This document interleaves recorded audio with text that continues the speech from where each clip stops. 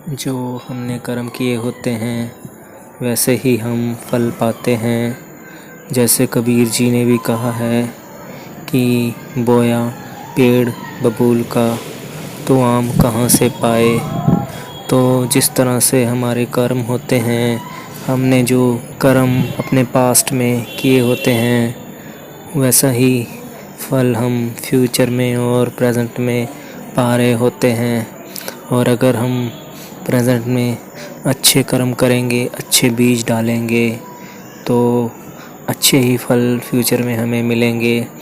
तो बात इसी तरह से होती है प्रभु परमात्मा की तरफ।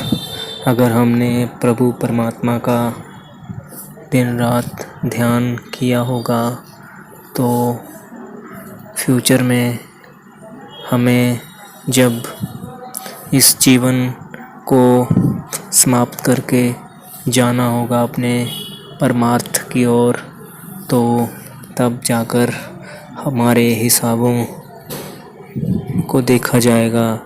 तो तब पता चलेगा कि हमने क्या क्या बीज डाले थे। जो हम जितनी छोटी उम्र में हमने बीज डाले होंगे तो पेड़ उतने ही ज़्यादा विशालकाय बन चुके होंगे हमारे जीवन के समाप्त होने तक, और तब तक बहुत सारे फल हमको मिल चुके होंगे। और अगर हमने बुढ़ापे में कुछ बीज डाले होंगे तो बुढ़ापे में हमने इस ब्रह्म ज्ञान परमात्मा का ध्यान और प्रभु परमात्मा को दिन रात अपने दिल में बसाया होगा और इसका ध्यान किया होगा। तो अगर बुढ़ापे में किया होगा तो उसका फल हमें तो काफ़ी देर बाद ही मिलेगा।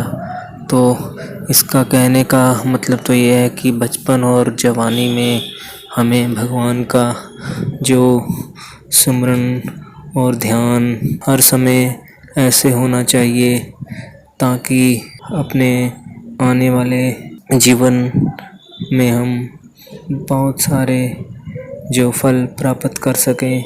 और जैसे आपने एक कहावत भी सुनी होगी कि एक माँ चाहे जो भी कार्य कर रही हो तो उसका ध्यान परस्पर अपने बच्चे की तरफ ही होता है।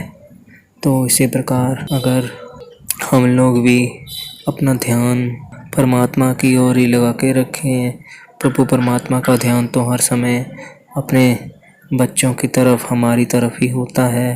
तो अगर हम बच्चे भी अपना ध्यान इस प्रभु पिता परमात्मा की ओर लगा के रखें तो हम इस प्रभु पिता परमात्मा के प्रिय बन सकते हैं और अपने जीवन में सभी जितने भी सद्गुण हैं वो अपना सकते हैं। इसी से हमें हमारे जीवन में जो कार्य करने को मिला है इस भगवान की तरफ से, तो वो कार्य हम पूर्ण कर पाएंगे।